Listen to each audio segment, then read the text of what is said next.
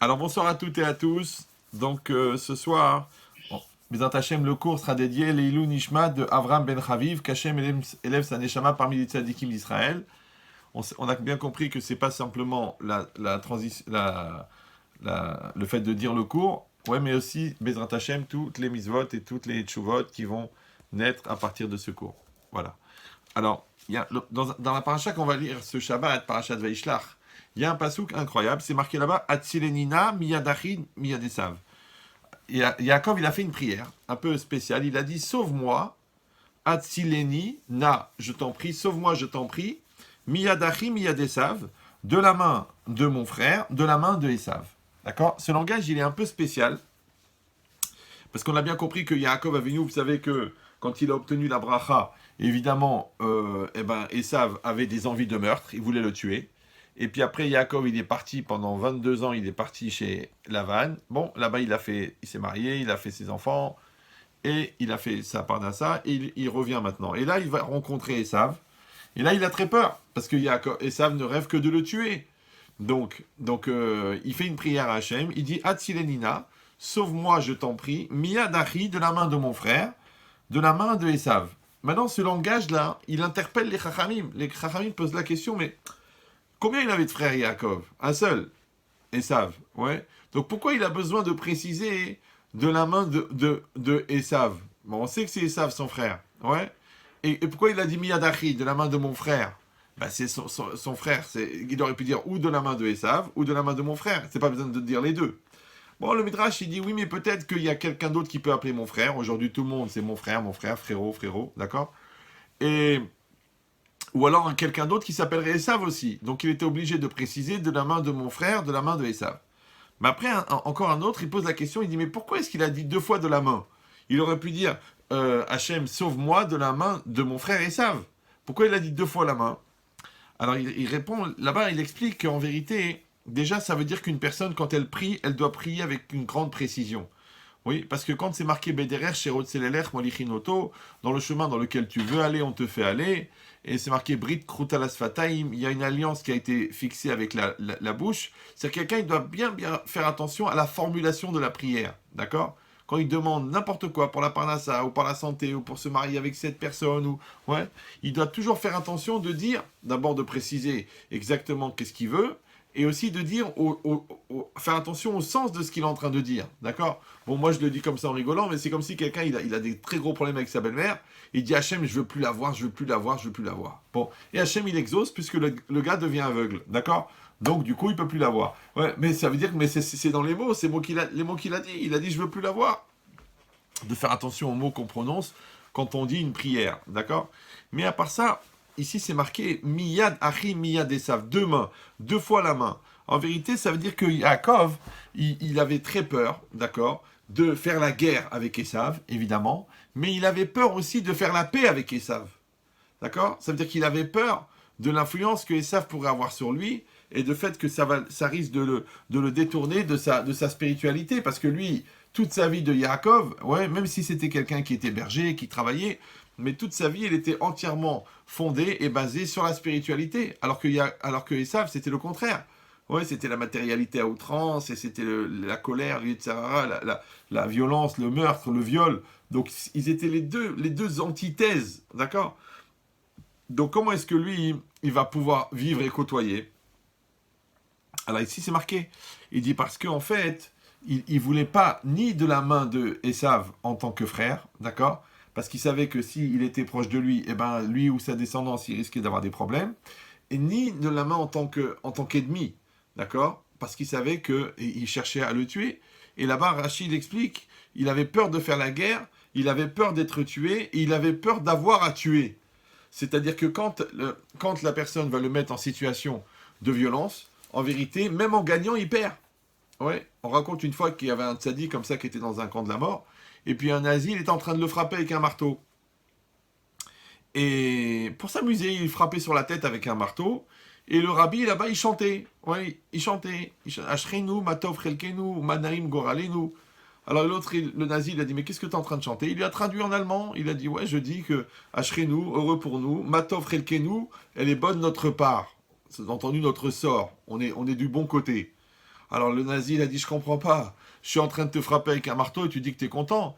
Alors il a dit, oui, parce que j'aurais pu être à ta place. C'est vrai, je reçois les coups, c'est vrai que c'est dur, mais si j'étais en train de mettre les coups, moi, si c'était moi le monstre, si c'était moi le fou, si c'était moi le tueur, d'accord? Donc il a dit, bah, oh Hachem, que je suis du bon côté, pas du mauvais côté. Il dit, c'est marqué ici, ça veut dire pourquoi? Parce que le Rambam, il dit, L'Erolam Adam Olech Achar Zvivotav. Un homme va toujours selon son entourage. Ça veut dire que c'est pratiquement impossible d'éviter l'influence de l'entourage. D'accord? Maintenant, tu as bien compris que quand tu es dans un bon entourage ou quand tu es dans un mauvais entourage, évidemment, les conséquences ne vont pas être les mêmes. D'accord? Si tu es entouré d'imbéciles entouré de gens intelligents, si tu es entouré de gens qui réfléchissent ou des gens qui font beaucoup d'efforts pour rester idiots, d'accord? Si tu es entouré de gens qui sont capables de se remettre en cause ou alors des gens, des psychorigides, des têtes dures, évidemment que l'influence, elle va être différente. Ça veut dire qu'en vérité, puisqu'un homme est condamné à subir l'influence de l'entourage, donc en vérité, le seul choix qui lui reste, c'est choisir son entourage. Ouais, est-ce que tu vas t'entourer de gens gentils, de gens positifs? Tu t'entoures de gens négatifs. C'est sûr qu'au bout de 3 ans, tu vas faire une dépression. Parce que toute la journée, ouais, ça marchera pas, c'est trop difficile, tu te rends pas compte, la situation elle est dure, vous connaissez pas ma femme, vous connaissez pas mon mari, puis on va tous mourir, et puis on est vieux, et puis il y a le Covid, et il y a le cancer. Le mec il dit, attends, il achète un tabouret, une corde, et il dit, ça y est, j'ai trouvé la solution. Non, il dit, parce que tu es dans une ambiance. Mais dans l'ambiance, ce qu'il faut savoir, c'est que c'est pas seulement les mots qui sont prononcés, c'est aussi l'esprit qui règne dans un endroit, l'esprit qui règne dans une maison. On va voir qu'est-ce que ça veut dire. En tout cas, pour essayer d'expliquer ça, il y a un événement incroyable dans la Torah qui est difficile à comprendre. C'est dans un autre contexte. Quand Moshe Rabbeinu, vous savez, Moshe Rabbeinu, il s'est enfui parce qu'il avait tué l'Égyptien. Il s'est retrouvé en Midian. Quand il était en Midian, en vérité, il a été attrapé, ouais, et il était emprisonné pendant 10 ans. Et pendant 10 ans, qui c'est qui lui donnait à manger en cachette, alors qu'il aurait dû mourir? C'était la fille de Yitro, Sipora, qu'il va d'ailleurs ensuite épouser plus tard. Et la suite de l'histoire, eh ben, finalement, il a été libéré, et puis finalement, il a demandé la main de Sipora à Yitro pour se marier avec elle. Et à ce moment-là, il y a une discussion incroyable, entre Moshe Rabbeinu et Yitro. Donc il faut savoir que Moshe Rabbeinu, vous avez compris, c'était le tzaddik, le sauveur, le futur sauveur d'Israël, mais Yitro, c'était le plus grand prêtre de l'idolâtrie. Ça veut dire que toutes les idoles du monde, ouais, il les avait pratiquées. Et là, il y a un pasouk incroyable. C'est marqué Vayoel Moshe la Shevet et Aish. Il a consenti, Moshe, la Shevet et Aish, ça veut dire de s'installer, de vivre avec cet homme. Et de qui on parle? On parle de Yitro. D'accord? Donc, dans le pasouk, il y a juste marqué qu'il a accepté Yitro, il a accepté Moshe de vivre avec cet homme. Et là-bas, le Yalkut Shimoni, le Midrash, il dit une chose incroyable. Il dit Béchara chez Amar Moshe le Yitro. Au moment où Moshe a dit à Yitro, Tenali et Tzipora Bitra, donne-moi ta fille Tzipora en mariage, Leisha en tant que femme. Amar le, qu'est-ce qu'il a dit Yitro? Kabel alecha davar echad. Accepte une chose, chez Ani Omer lecha, que moi je te dis, Vani noten lecha, et je te la donne. Sous-entendu que, il a dit, ok, je suis d'accord avec le mariage, mais à une condition. Je te pose une condition. D'accord? Ok. Quelle condition? Il dit Aben sheye lechatrila yela avodazara. Le premier enfant que tu auras, ouais, donc le premier né que tu auras avec ma fille Tzipora, il sera pour l'idolâtrie. Ça veut dire il deviendra prêtre à l'idolâtrie.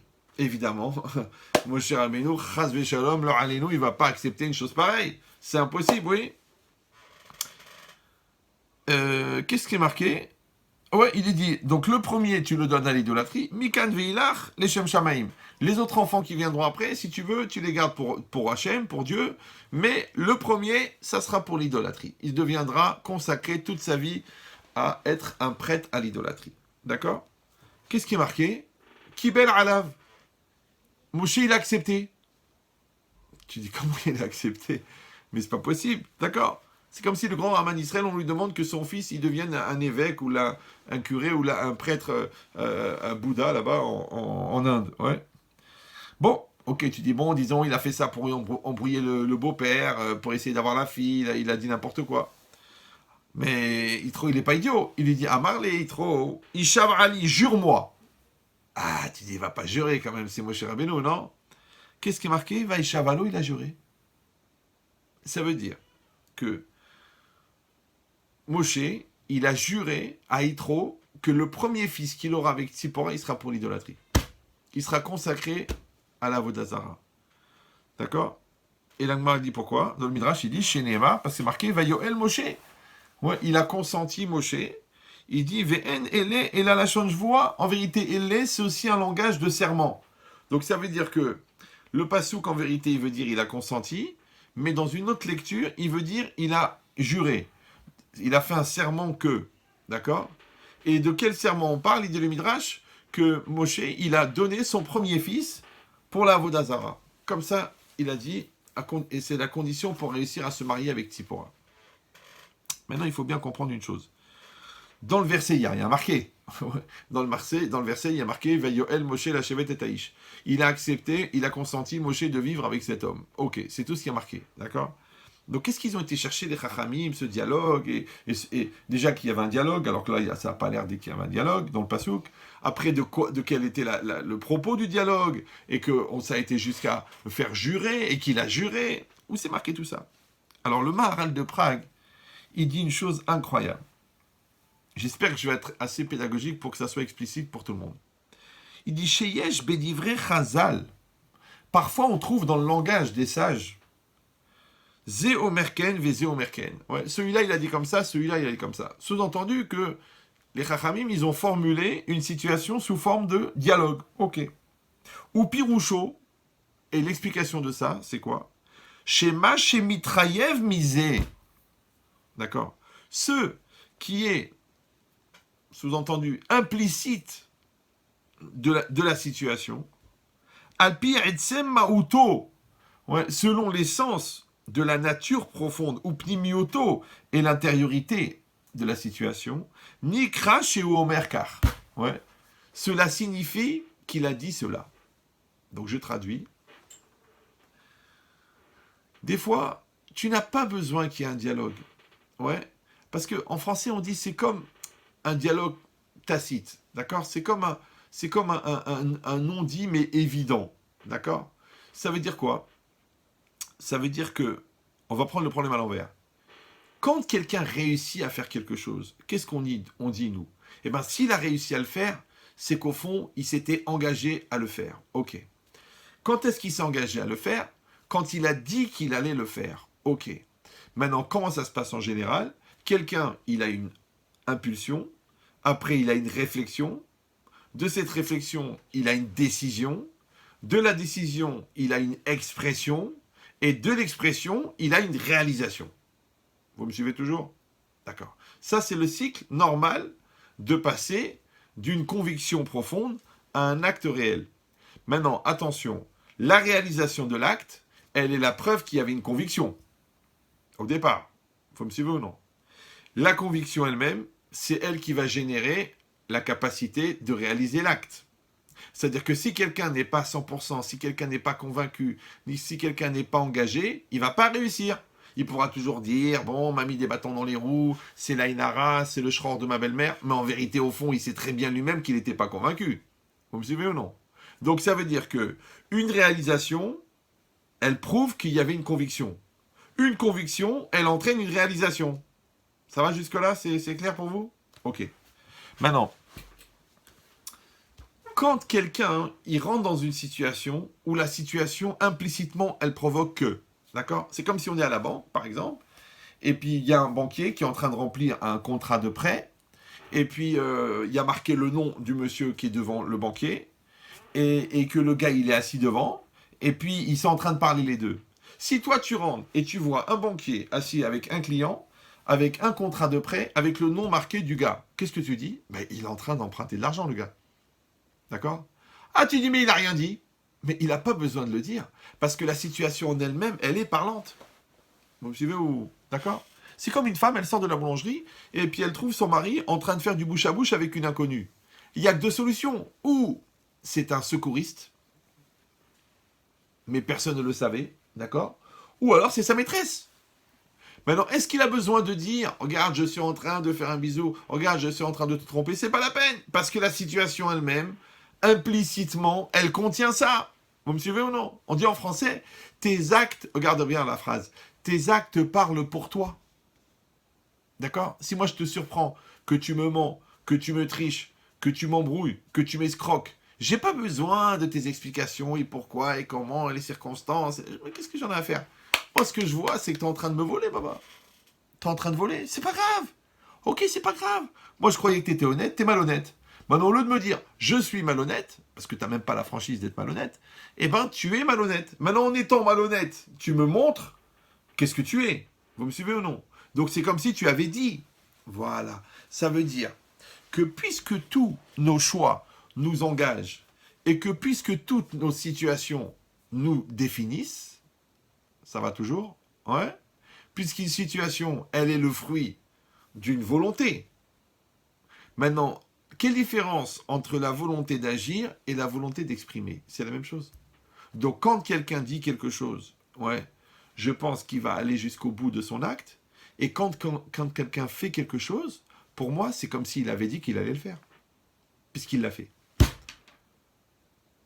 Ça va? C'est clair pour vous ou non? Ça va, madame?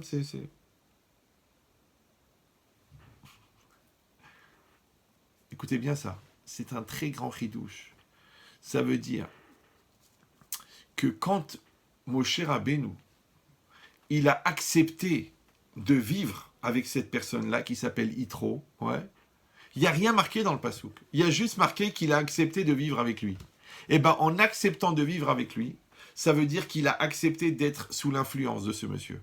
Et dans l'influence de ce monsieur, il y a un très très haut niveau d'idolâtrie, puisque c'est un gars qui a mis toute sa vie dans l'idolâtrie. Donc automatiquement, il va y avoir un esprit d'idolâtrie dans la maison. Et automatiquement, ça veut dire que le premier enfant, il va être influencé par son grand-père, qui s'appelle Yitro, et donc il risque d'être attiré vers l'idolâtrie. D'accord?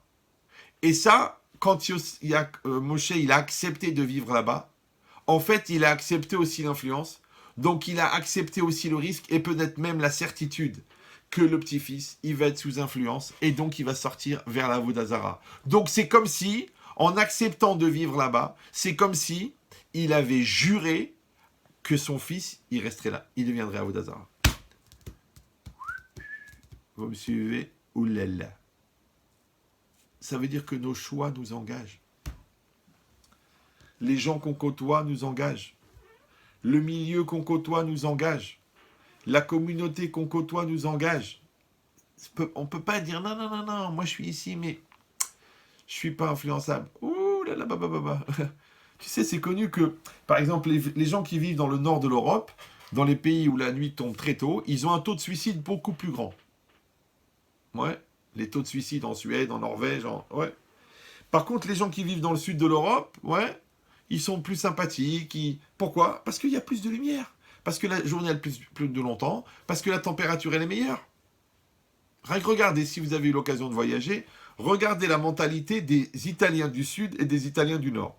Ça n'a rien à voir. D'accord? Oui, et ben ça veut dire quoi? Ça veut dire que l'esprit, l'ambiance, la température, c'est pas la même. Ça fait une influence différente sur chacun. Alors si déjà la température elle a de l'effet sur le moral et la luminosité elle a l'effet sur le moral, et alors à plus forte raison les gens ils vont avoir de l'influence. Pourquoi? Parce qu'une personne, ouais, que tu le veuilles ou non, une personne c'est un émetteur, ouais, mais c'est aussi un récepteur. Donc quand tu reçois une énergie négative de quelqu'un, par exemple, quelqu'un qui est méchant, ou quelqu'un qui est tordu, ou quelqu'un qui est vicieux, ou quelqu'un qui te veut du mal, ouais, eh ben, il y a une influence. Ah, tu peux dire non, je suis blindé, je suis fort, je suis pas touché par ce genre de truc, je suis au-dessus de ça. Ouh, comment c'est possible? Quand tu rentres je sais pas, dans une étable, ça sent le fumier. Tu dis non, ça sent la rose. Bah, ça sent le fumier, d'accord? Tu rentres dans une parfumerie, bah, tu reçois, t'es imprégné d'un bon parfum. Tu rentres dans une famille où il y a de l'amour, tu te sens bien. Tu rentres dans une famille où il y a la guerre, où il y a la haine, tu te sens mal. Personne n'a parlé, personne n'a ouvert la bouche, personne n'a crié, mais il y a une ramma dans la maison. Ça va? Ça veut dire que les murs, ils ont cette capacité de créer un espace Ouais, et cet espace, il garde l'ambiance. Il garde une ambiance.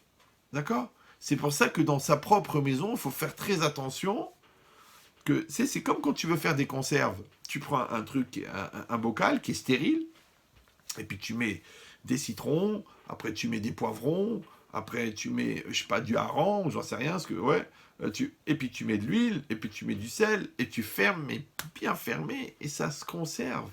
Mais s'il y a une bactérie, Baba, au départ, ouais, ça pourrit tout le pot. Après tu l'ouvres, il est moisi. Parce que ça fonctionne en vase clos. D'accord?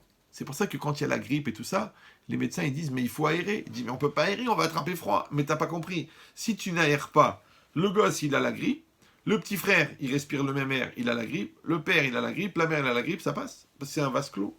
Alors si les microbes y passent, tu crois que la méchanceté elle passe pas? Pourquoi la méchanceté c'est pas un microbe? Ouais. Et le vice il passe pas. Et la dépression elle passe pas. Et la négation elle passe pas. Bien sûr qu'elle passe. Tu sais, la preuve que la méchanceté, elle passe, c'est que la gentillesse, elle passe. Ouais. La preuve que le mal existe, c'est que le bien existe. D'ailleurs, c'est notre espoir. Ouais. C'est-à-dire que quand on pourrait se désespérer de voir tout ce que le mal peut faire, ouais, on est rassuré par le fait qu'on sait tout ce que le bien peut faire. De la même manière, ouais. Quand on voit ce que peut faire la méchanceté, on voit ce que peut faire la gentillesse.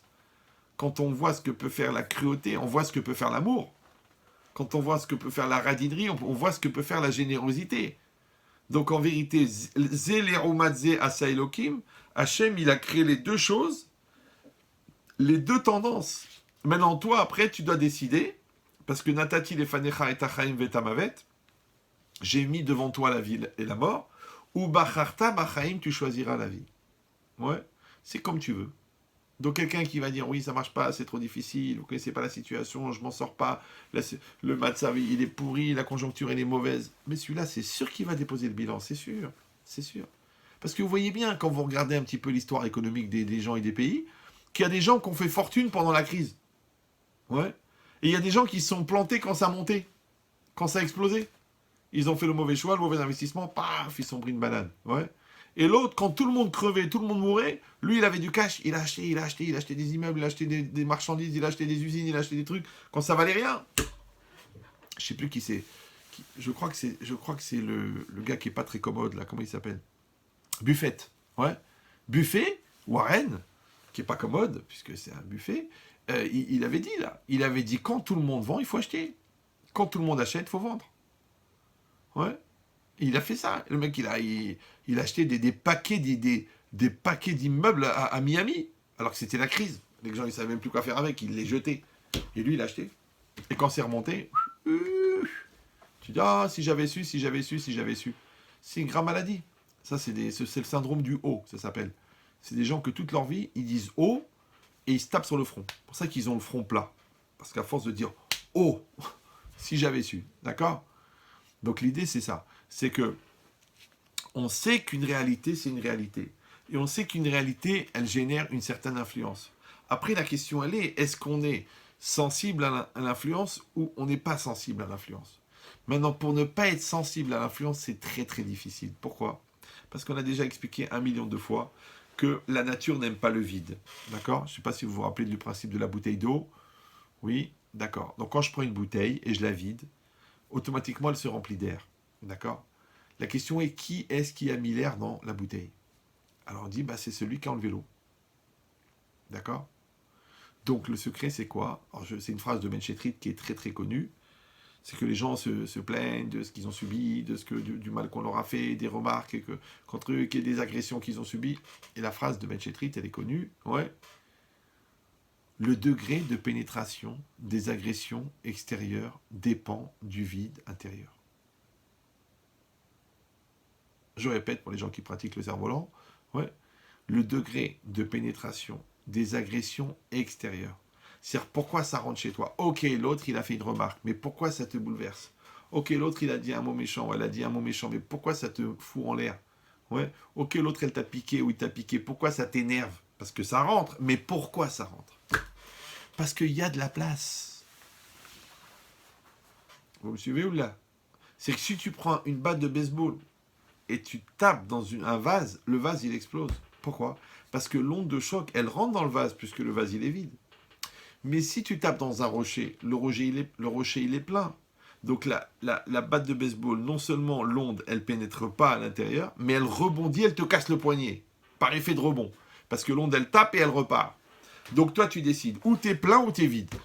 Maintenant, il faut bien comprendre que les 3/4 des gens, avant d'être pleins, ils sont vides. Et ça prend du temps d'être plein.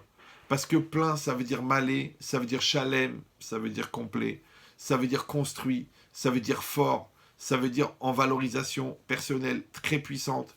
Gadluta Adam, la grandeur de l'homme, une confiance en soi indémontable, une confiance en Dieu indémontable. Oh là là, il en faut du temps pour devenir plein. Maintenant, tant que tu n'es pas plein, tu es vide. Si tu es vide, yesh makom, il y a de la place pour que ça rentre. Vous me suivez ou là? D'accord? Donc ça veut dire que l'huile, elle va imprégner le tissu, parce que les fibres du tissu, il y a du vide. L'éponge, elle absorbe le liquide, parce qu'il y a du vide, il y a de l'air dans l'éponge. Mais si tu verses de l'huile sur un plateau en inox, la densité moléculaire, elle empêche l'huile de passer. Donc est-ce que toi, tu es une plaque d'inox, ou est-ce que tu es une éponge? Ça, c'est sur la face extérieure. Mais après, à l'intérieur, encore ce matin, quelqu'un qui me disait, oui, mais vous savez, j'ai des angoisses, j'ai des peurs, j'ai du stress et tout ça, et ça me casse, ça me fracasse, je rentre dans des paniques, dans de la tachycardie, tout ça. Je lui dis, mais tu connais le principe du thermos? Que c'est le thermos? Est-ce que c'est un thermos? Ouais. Le thermos, pas le thermos, le thermos. Le thermos, il est en acier à l'extérieur, mais il est en verre à l'intérieur. Donc il y a des gens, tu les vois solides comme ça, tu les vois solides. Mais quand ils prennent un coup, t'entends le pfff. C'est quoi? C'est le truc à l'intérieur qui a cassé. De l'extérieur, ils sont forts, ils sont bien. C'est une maman, c'est une mère de famille, c'est un père, c'est un patron, c'est un chef, c'est the boss. Mais à l'intérieur, comment c'est possible? Parce que l'onde de choc, elle pénètre. Pourquoi elle pénètre? Parce qu'il y a du vide. Maintenant, étant donné que les gens qui sont vraiment construits, malheureusement, ils ne sont pas assez nombreux. Pourquoi? Parce que c'est un grand travail qui prend des années et des années. Donc, en attendant d'être construit, tu vas prendre des coups. La question, elle est que ces coups vont te fracasser, ou ces coups vont te renforcer? Alors, si tu es dans une dynamique de fuite, les coups, ils vont te faire mal. C'est pour ça que quand on est menacé par un animal sauvage, il ne faut jamais s'enfuir. Parce que quand tu t'enfuis devant un lion, tu t'enfuis devant un ours, tu t'enfuis devant un loup, c'est là qu'il t'attaque, qui te tue. Il faut faire face, d'accord? Sans agresser, il faut faire face. Pourquoi? Parce que le lion, il attaque parce que tu as peur. Le chien, il attaque parce que tu as peur. Vous savez pourquoi? Parce que quand une personne a peur, elle développe une sueur spécifique qui vient de la peur. Maintenant, quand le chien, il sent cette sueur, il sait que tu as peur, il t'attaque. Ça va? Ok. Maintenant, pourquoi le chien, il t'attaque quand il sent la sueur de la peur? Tu sais pourquoi? Parce qu'il a peur. Parce que pour lui, c'est pas normal qu'un homme, il a peur. Donc, comme il voit que l'homme a peur, ça lui fait peur, et donc il se sent menacé, donc il attaque. Maintenant, des fois, le chien, c'est ton patron. D'accord? Donc, il va pousser un peu. Et comme il voit que tu trembles et que tu dis rien, alors il en profite, il fait le petit nazi. D'accord? Ah bah tiens, Myriam, oui, je sais que vous êtes ingénieur, mais en partant, vous mettez un petit coup de propre. Et elle dit, attends, il est fou celui-là, je suis ingénieur. Et puis il lui dit, vous savez, il y en a 15 qui attendent dehors pour votre poste. Ben, la fille ingénieure, qu'est-ce qu'elle fait? Elle passe le balai. T'as fait 6 ans d'études, tu passes le balai parce que tu as peur de perdre ton poste. Mais si tu le regardais dans les yeux, tu dis, écoutez monsieur, je suis ingénieur, d'accord? Il y a une femme de ménage qui va venir. Elle, sa dignité, c'est de passer le balai. Moi, ma dignité, c'est d'avoir un ingénieur. Si vous voulez pas, je m'en vais. Donc, il voit que tu n'as pas peur, il se remet en situation. Vous me suivez ou non? Donc, ça veut dire quoi? Ça veut dire que la force du fort, en vérité, c'est la faiblesse du faible. Si toi, tu es fort, si toi, tu es forte, si toi, tu es clair, Si toi, tu es puissant, ouais, en makom, il n'y a pas d'espace. Donc, de la même manière, si le doute, il rentre dans ta tête, ouais, c'est pas parce que l'autre, il a une grosse influence, c'est parce que toi, tu n'étais pas sûr de toi. Si le gros mot, il rentre dans ta tête, c'est pas parce que l'autre, il a dit un gros mot, c'est parce que toi, tu n'es pas convaincu que tu n'es pas exactement ce que l'autre, il dit. Ouais. C'est comme si la personne, elle est brune. Tu es brune? Vous êtes brune? Bonjour, je suis brune. Oui, vous êtes brune? Oui, bien sûr, je suis brune. Si quelqu'un vous traite de blonde, ça vous vexe? Tu dis, bah non, je sais que je ne suis pas blonde. Et si quelqu'un te traite d'idiote, pourquoi tu te vexes? Ah oui, mais là, ça me touche quand même, on te traite d'idiote. Mais ça ne te concerne pas. Toi, tu sais que tu es intelligente, tu sais que tu es une femme extraordinaire, tu sais que tu es construite, tu sais que tu es une maman, tu sais que tu assumes, tu sais que déjà tu gères un mari, déjà, c'est pratiquement un haut niveau d'élevage, d'accord? Donc, et maintenant, on vient, on te dit, on te traite de nul, mais tu sais que t'es pas nul, d'accord? Ah, pourquoi t'as réagi? Parce que t'avais des doutes, peut-être je suis nul. Parce que les gens, ils confondent le manque de confiance en soi avec la modestie.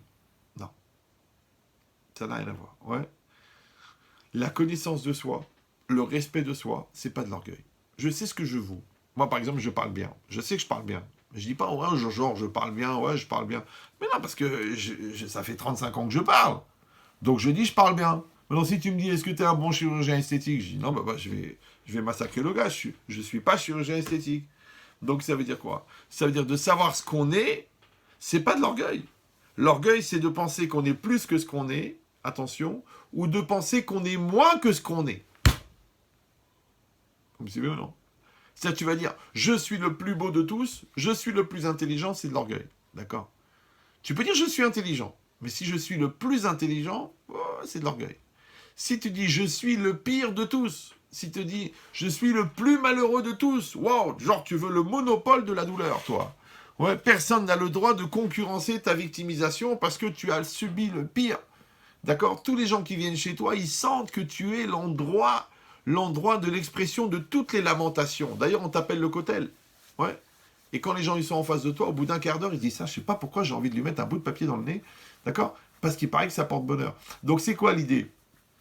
L'idée, c'est que c'est ça l'orgueil. Ouais. Mais encore une fois, l'orgueil, quand tu es plus que ce que tu penses être, il y a un espace, c'est du vide. Quand tu es moins que ce que tu penses être, il y a un espace, c'est du vide. C'est dans le vide qui rentre les problèmes. C'est dans le vide qui rentre l'influence. Donc ça veut dire que la seule manière de ne pas subir l'influence de l'entourage, c'est d'avoir une expression tellement forte de ta personnalité, d'accord, que la personnalité extérieure ne rentre pas. Vous me suivez ou non? C'est-à-dire qu'il faut avoir un couple qui est tellement solide que les agressions, elles ne rentrent pas. Il faut une solidarité tellement forte qu'il n'y a pas d'espace pour faire rentrer. Ouais, il faut avoir une famille tellement unie qu'il n'y a rien à l'extérieur qui peut la détourner. Ni l'ambiance, ni la rue, ni la tralouédoute, ni la drogue, rien. Parce que, comme ça. Ouais. Toujours, moi, quand les gens ils me racontent que Chazvé Shalom, leur nous, la femme ou le mari, ils ont été voir ailleurs. Moi, je leur dis, mais regardez les deux mains, vous les voyez ou non? Quand elles sont serrées très très fort, est-ce qu'on peut mettre une deuxième, une troisième main? On peut pas. Quand les parents et les enfants ils sont comme ça, est-ce qu'on peut mettre la drogue? Il y a pas de place. Ouais. Est-ce qu'on peut mettre l'échec? Est-ce qu'on peut mettre le manque de confiance? Est-ce qu'on peut mettre la perte de Emouna? Donc quand toi et Hachem vous êtes comme ça, comment il va rentrer le Satan? Enmakom, il n'y a pas de place. Donc le vrai problème, ouais, c'est pas l'agression. Le vrai problème, c'est pas une réalité difficile. Le vrai problème, c'est pas une série d'agressions. Non, le vrai problème, c'est l'espace qui existe entre toi et l'autre, l'espace qui existe entre toi et ta réalité, l'espace qui existe entre toi et Dieu, et l'espace qui existe entre toi et toi. C'est que si entre ton toi intérieur et ton toi extérieur, il y a trop de distance, yesh makom. Vous me suivez, non? C'est pour ça qu'ils ont créé la drogue, qu'ils ont créé l'alcool, qu'ils ont créé le mensonge, qu'ils ont créé les complexes, exprès pour ça. Pour combler le vide entre la personne que tu es censé être et la personne que tu es.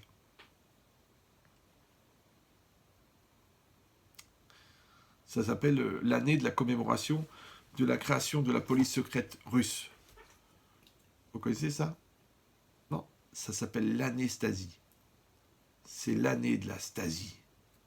La Stasi, c'était la police secrète russe. C'est pas grave. Bon, on ne peut pas faire que des blagues bonnes, ok? De temps en temps, on en fait une lourde. C'est pour éviter les complexes des gens qui n'en font jamais. Alors, donc maintenant, qu'est-ce qui est marqué ici? Il dit l'anesthésie, c'est ça. C'est que le corps, le doigt, il s'est brûlé. Pourquoi le gars, il a pas mal? Parce qu'il y a une anesthésie. C'est qu'entre les deux, le circuit qui va transmettre, il a été coupé. On a mis au milieu une anesthésie. L'autre, il a une anesthésie qu'il est dépressif. L'autre, il a une anesthésie qu'il est idiot. L'autre, il a une anesthésie qu'il est insensible. L'autre, il a une anesthésie qu'il est orgueilleux. L'autre, il a une anesthésie qu'il n'arrive pas à se remettre en cause. Mais l'information, elle n'arrive pas au cerveau. Par contre, le contraire, ouais. La négation, elle peut rentrer parce qu'il y a de la place. Donc, quand c'est marqué ici que Moshe, il a accepté de vivre avec son beau-père, il a accepté de vivre dans cette ambiance d'idolâtrie, il a accepté de vivre dans une ambiance de Touma, automatiquement, il y a une influence. Mais l'erreur, elle n'est pas dans l'impureté qui va rentrer dans ta vie. Elle est dans le fait que tu as accepté de rentrer dans l'histoire.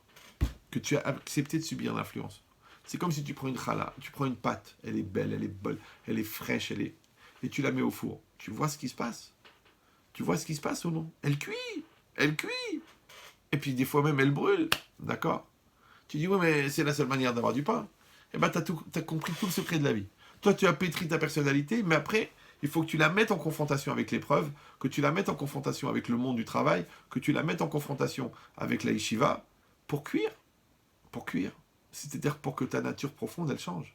Mais le problème, c'est que de la même manière que l'influence positive, elle peut t'aider à devenir meilleur, l'influence négative, c'est sûr qu'elle va t'aider à devenir pire.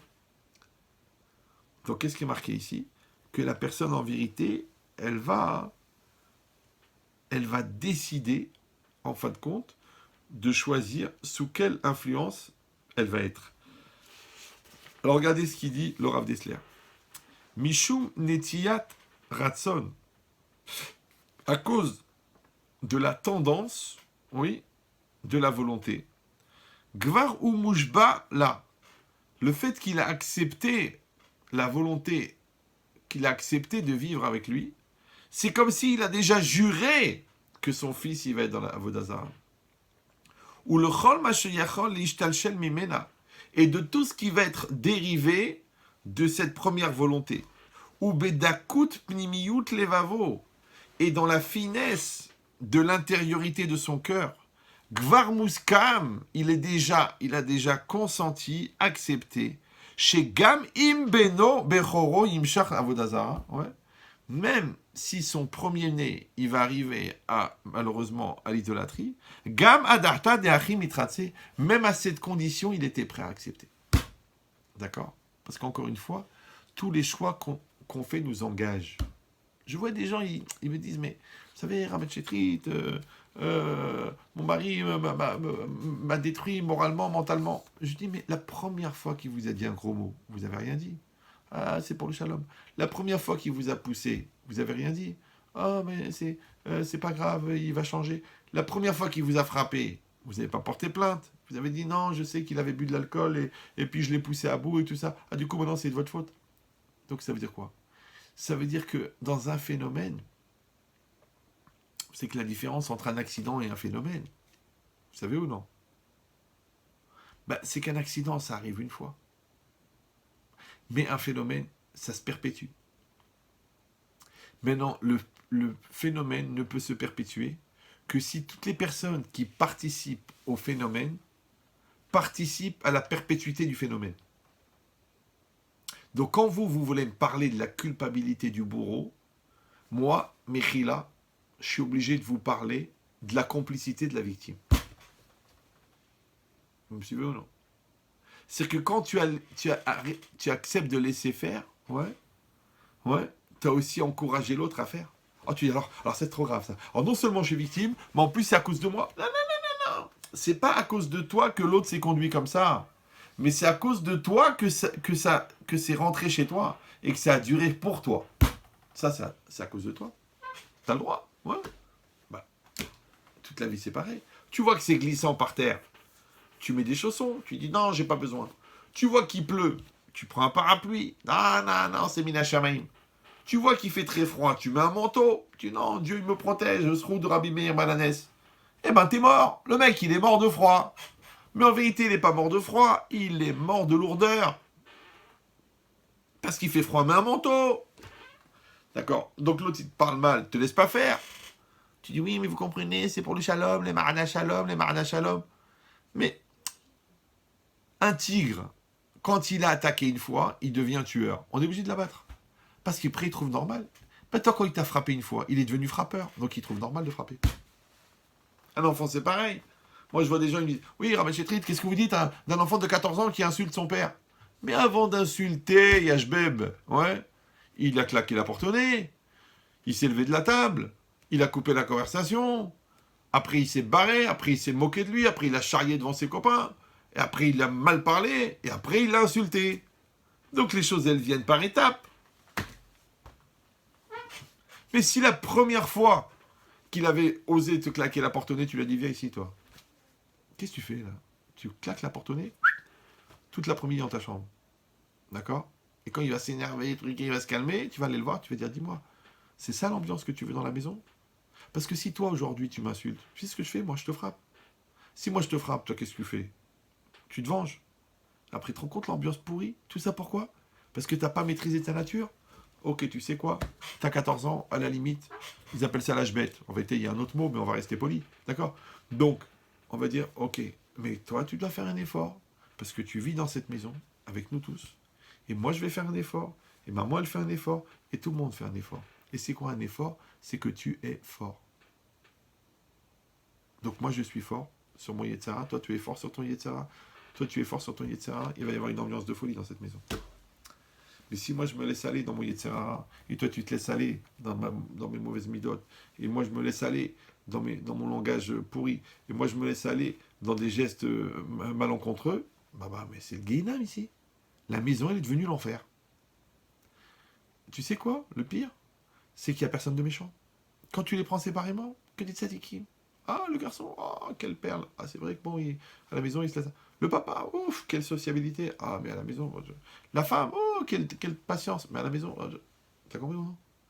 C'est-à-dire que là où il faut construire, les gens, ils ne se maîtrisent pas. Mais à l'extérieur, comme ils sont commedia dell'arte, d'accord? Ils sont en pleine comédie, d'accord? Alors, ils se sentent obligés d'être parfaits. Mais qu'est-ce qu'on s'en fiche que tu es parfait à l'extérieur? C'est à l'intérieur qu'il faut être parfait. Mais ça demande la maîtrise. Ça demande le contrôle. Il dit, le Targum Yonatan, She'ikev Yitro et Moshe Rabbeinu alav shalom milimol et beno abecha. Yitro, il a empêché Moshe de faire la brit mila de son premier-né. Kol zman she'aya bebeto, ouais, ou milshono sham mouvan she'ikuv nirshav ketotzaat mishvuat Moshe. Et le langage, il a l'air de montrer que, en fait, l'empêchement qu'il avait Moshe, parce que vous savez, quand après, Moshe, il est parti pour aller sauver les bénis d'Israël, et que Tsipora, elle est venue avec les deux garçons de Moshe, eh ben, ils n'avaient pas fait la Brit Mila. Et là, Moshe, il est en danger de mort. Parce que maintenant, on fait le Korban Pessah, ouais, on fait la Brit Mila à tous les bénis d'Israël, et ses enfants à lui n'ont pas fait la Brit Mila. C'est-à-dire, tu prends le juif le plus éloigné, le mec, le rachok de chez rachok, le sheper, le perché, le corbeau, il a fait la Brit Mila à ses enfants. Et Moshe, il l'a pas fait. C'est marqué là-bas que Moshe devait mourir. Pour elle a compris tout de suite, dès ils ont retrouvé Moshe, elle a fait tout de suite la Brit Mila des deux garçons. Pour sauver son mari. D'accord? Ah, comment il a pu accepter ça, Moshe Rabbeinu? Ouais.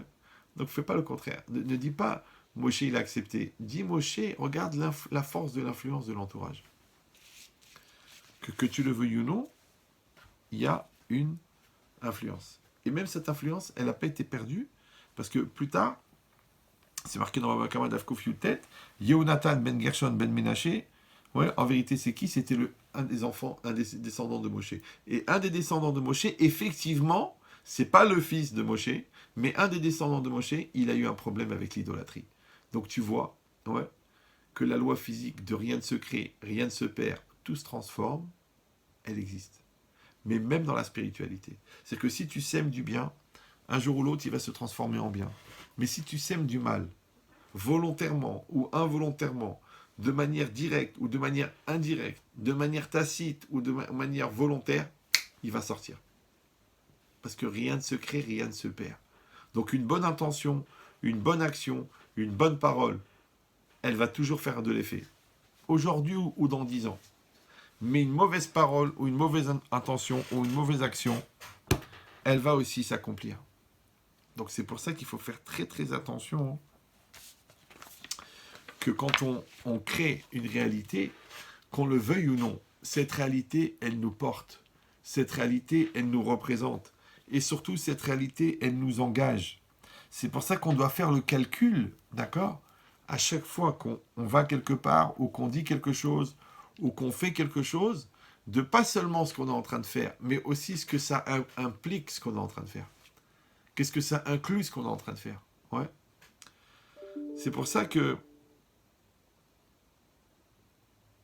quand il y a eu, un peu plus tard, dans le désert, il y a eu la machloquette, la querelle entre Korach et Moshe Rabbeinu. Ouais. Et qu'est-ce qui s'est passé ? C'est passé que la terre, elle s'est ouverte, et que Korach, il est tombé, d'accord ? Les 250 qui étaient avec lui, ils sont partis, et c'est marqué là-bas, Vaidaber El Areda, donc Moshe s'est adressé à toute l'assemblée, les morts, Suruna mi'al o'ale a anashim ha'elle. Ouais. Qu'est-ce qu'il a dit ? Écartez-vous des tentes de ces gens-là. Ve'al tigrou, et ne touchez pas, Bechol asher lahem, de tout ce qui est à eux, tout ce qui leur a appartenu. D'accord ? Pen tisfu bechol chatotam, de peur que vous allez vous rajouter à toutes leurs fautes. Tu dis, de quoi on parle là ? D'accord ? De quoi on parle ? On parle maintenant d'une personne, d'accord, qui a fait une grave erreur, qui s'est associée avec Korach. Korach, il a fait une grave erreur, il est rentré en querelle avec Moshe. Les 250, ils ont suivi Korach. Donc ils ont fait l'erreur de rentrer eux aussi en machloquette, en querelle avec Moshe. Mais leur famille, leur tente, leur maison, leurs biens, leurs objets, ils n'ont rien fait. Ouais. Et qu'est-ce qu'il dit à Moshe ? Écartez-vous. Écartez-vous. Ouais.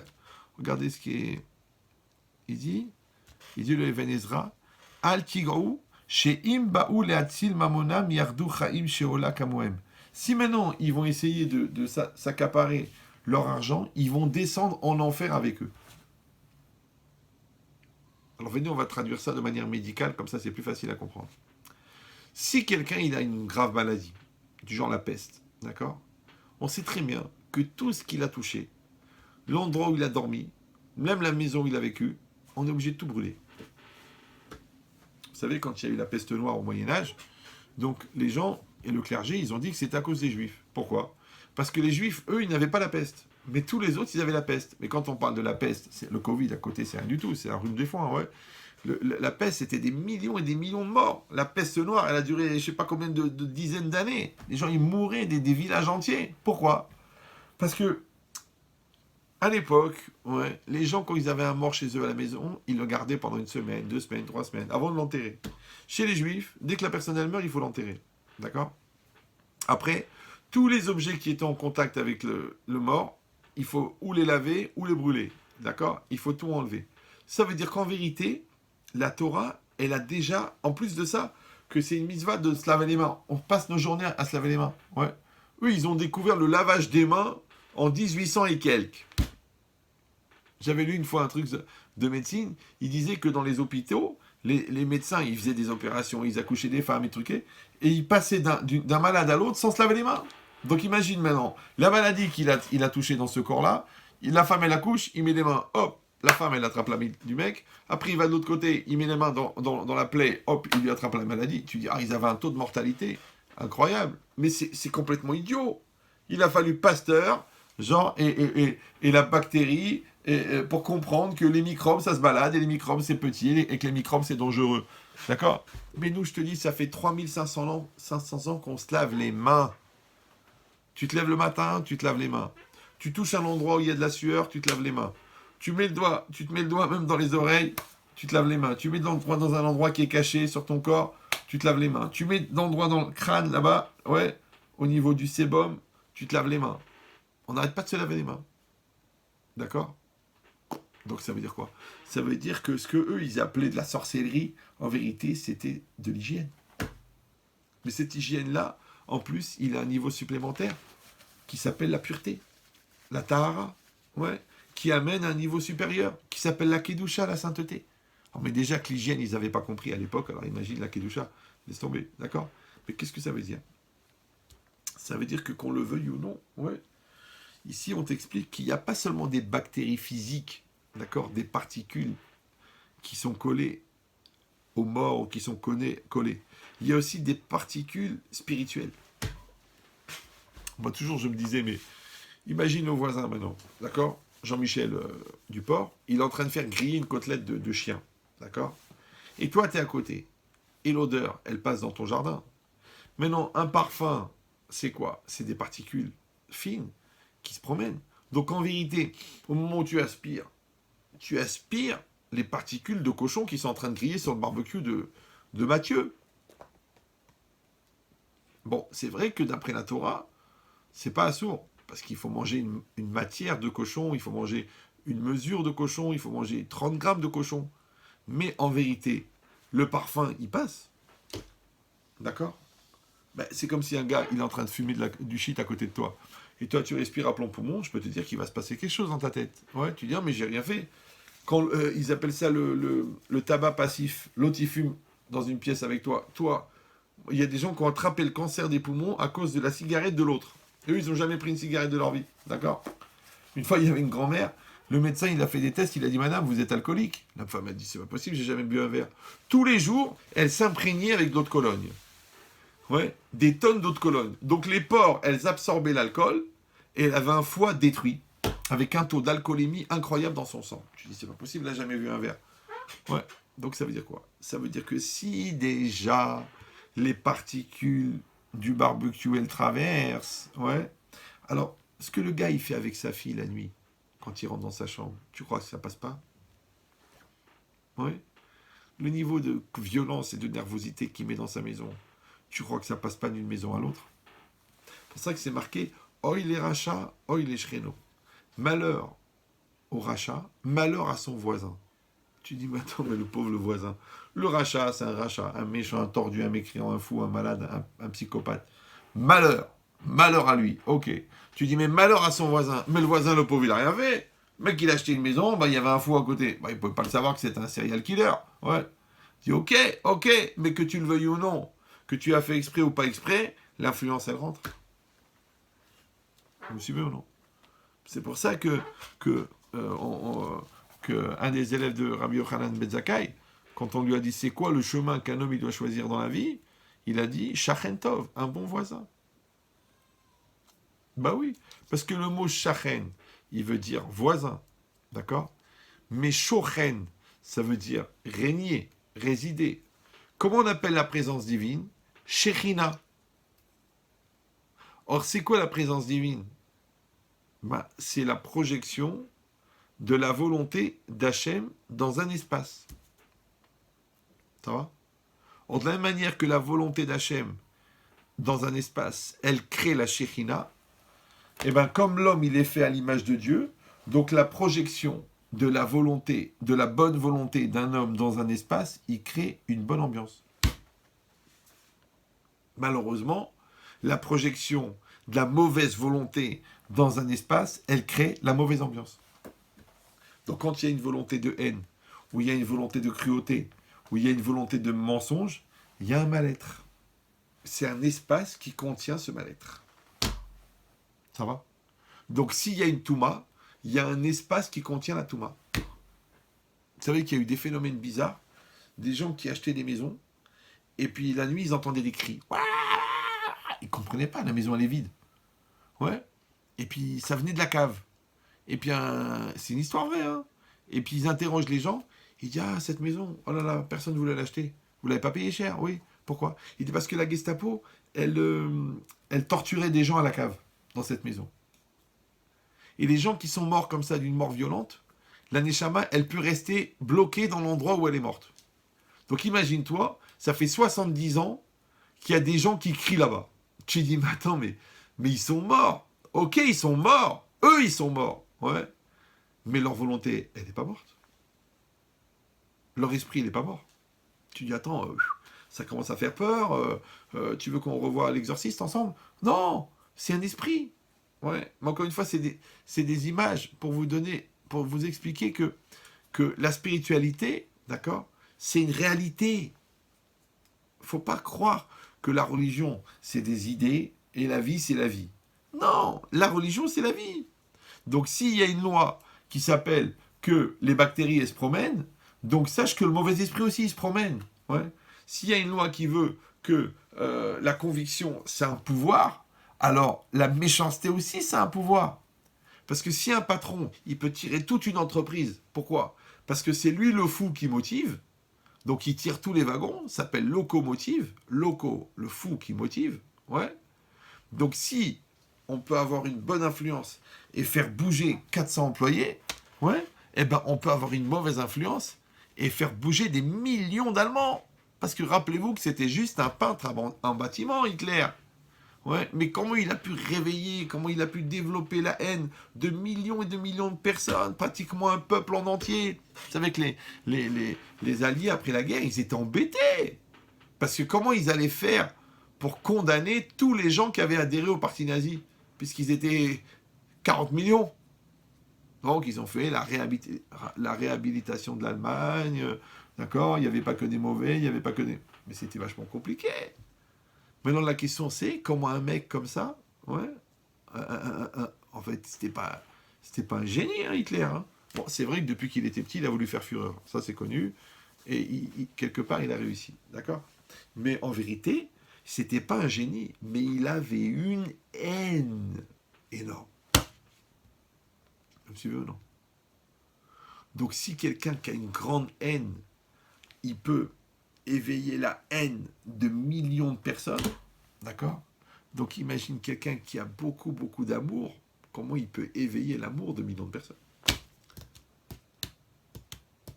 Vous me suivez ou non?